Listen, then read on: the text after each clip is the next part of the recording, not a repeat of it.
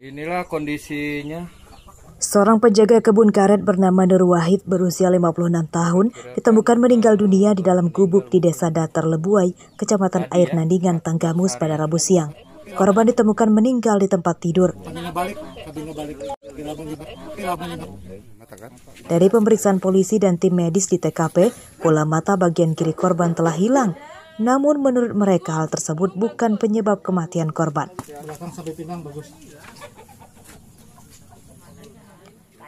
Selain bola matanya hilang, tidak ditemukan ada luka lain bekas penganiayaan. Kuat dugaan korban meninggal karena sakit. Namun karena lama tidak ketahuan, bola mata korban sempat dimakan hewan diduga jenis biawak. Tidak ada ditemukan kekerasan di tubuhnya. Sehingga selanjutnya kami menghubungi keluarga yang bersangkutan almarhum. Terus saat ini sudah diserahkan jenazahnya ke Gisting. Untuk identitas dari jenazah adalah nama Muhadi, umur sekira 56 tahun, beralamatkan di Gisting, Kabupaten Tanggamus. Jenazah korban pertama kali ditemukan oleh warga yang rumahnya tidak jauh dari kebun tempat tinggal korban. Korban sejak beberapa hari lalu tidak terlihat berkebun dan saat didatangi ternyata sudah meninggal. Tapi kami tadi sekitar jam 2:30 sore itu ditelepon masyarakat bahwa telah ditemukan jenazah seorang laki-laki. Terus kami secara spontan langsung menelpon pihak kepolisian dan kami melaporkan kronologis kejadiannya. Meninggalnya korban telah diikhlaskan oleh keluarganya dan menolak almarhum diotopsi. Jenazah korban kemudian dievakuasi ke rumahnya di Desa Kuta Dalom, Gisting, Tanggamus untuk dimakamkan. Andri Kurniawan melaporkan dari Tanggamus.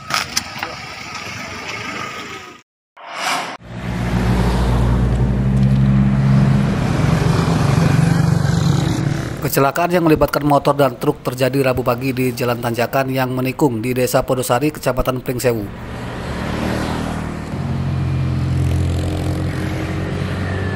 Pengemudi motor bernama Adi Yulianto, berusia 21 tahun, warga Kalidadi, Lampung Tengah, meninggal dunia di TKP. Korban meninggal akibat mengalami luka parah di bagian kepala. Untuk kendaraan truk dan motor korban juga sama-sama rusak. Dari hasil olah TKP polisi, kecelakaan tersebut bermula saat laju kendaraan motor korban diduga terlalu melebar hingga ke jalur lawan arah saat masuk jalan tikungan.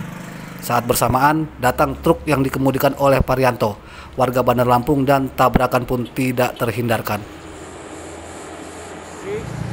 Dari arah Kalirejo itu ada sebuah truk yang melaju, yang bersiap untuk mendaki tanjakan, dan dari arah berlawanan, dari arah Pringsewu, ada satu motor yang dengan kecepatan yang lumayan tinggi belok menikung dan tidak siap menghadapi truk yang berada di berlawanan arahnya, sehingga motor itu menabrak bagian depan atau bagian bumper truk dan masuk ke kolong truk tersebut.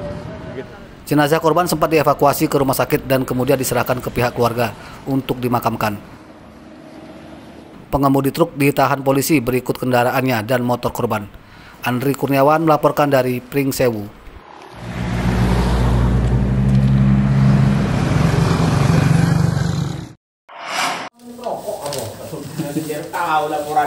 Sebuah rumah kontrakan yang difungsikan untuk gudang penyimpanan rokok ilegal di Kelurahan Pematang Wangi, Kelurahan Tanjung Senang, Bandar Lampung, Rabu siang digerebek polisi.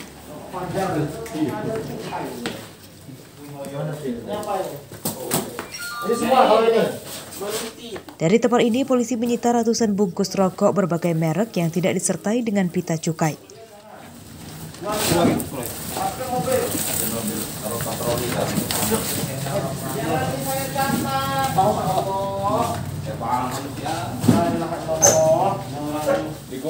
Penggerebekan dilakukan oleh tim gabungan dari Polsek Tanjung Senang dan Polresta Bandar Lampung.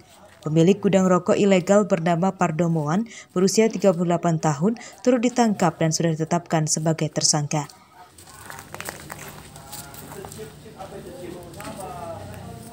Hasil pemeriksaan polisi, ratusan bungkus rokok ilegal ini didapat tersangka dari Pulau Jawa. Ribuan bungkus rokok telah diedarkan di sejumlah daerah di Lampung. Satu pak rokok berisikan 10 bungkus dijual tersangka Rp75.000.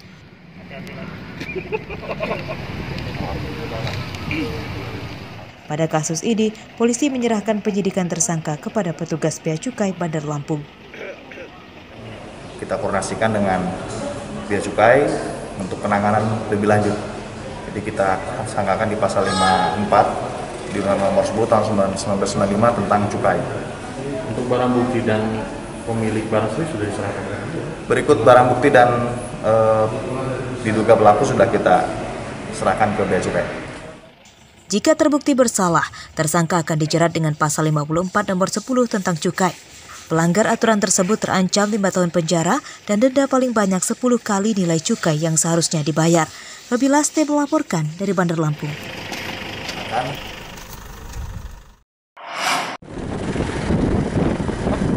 Arus lalu lintas di Jalan Sumatera lintas Tegal Lampung Utara sempat lumpuh sejak Rabu pagi hingga siang akibat rusaknya bagian sisi jembatan Waikunang Abung Kunang. Antrian panjang kendaraan dari arah Kota Bumi maupun dari arah Sumatera Selatan terjadi hingga belasan kilometer. Sejak diperbaiki, jembatan hanya bisa dilalui oleh kendaraan dari satu arah karena bagian sisi jembatan sedang dilakukan pengecoran dan pemasangan plat baja. Sisi jembatan yang masih bisa dilalui kendaraan kini malah ikut rusak dan jembatan pun tidak bisa dilewati mobil. Terjelembab ke bawah karena ada material bawah yang habis. Sementara material yang sudah ada, beton ini masih berumur 1 hari. Ini 5 hari ke depan baru bisa digunakan. Sementara hanya jalan satu inilah untuk buka tutup.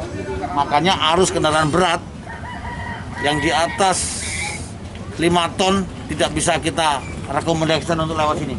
Sedangkan pekerjaan jembatan ini tinggal tunggu 6 hari bisa open traffic di sebelah kiri.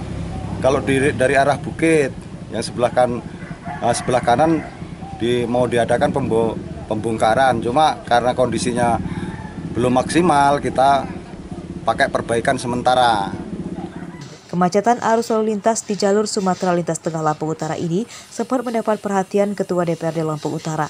Ia datang ke lokasi dan meminta kepada pekerja untuk menambal sisi jembatan yang rusak dengan plat besi agar bisa dilewati mobil. Karena mengingat pentingnya jalan ini, pentingnya lalu lintas ini untuk menunjang segala bentuk kebutuhan, baik itu tingkat Provinsi Lampung maupun secara tingkat nasional. Karena ini jalan lintas, ya kan, jalan lintas yang memang satu-satunya jembatan yang dapat dilalui oleh mobil-mobil besar, kan. Pada Rabu sore, kemacetan sudah berangsur terurai karena jembatan sudah bisa dilewati mobil dari satu arah secara bergantian. Perbaikan jembatan ini sifatnya hanya darurat dan sangat beresiko rusak lagi jika dilewati truk muatan berat.